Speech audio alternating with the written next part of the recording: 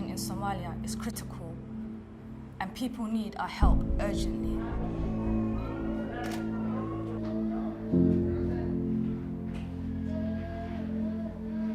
It must be incredibly harrowing to be a mother and see your child starve to death in front of you, and for there to be nothing that you can do.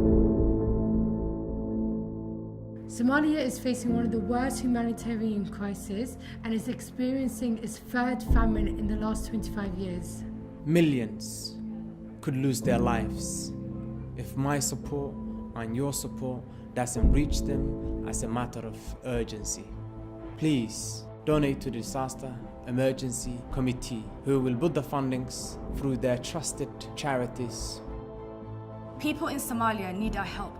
We need to come together and act now. Not tomorrow, but now. Please donate.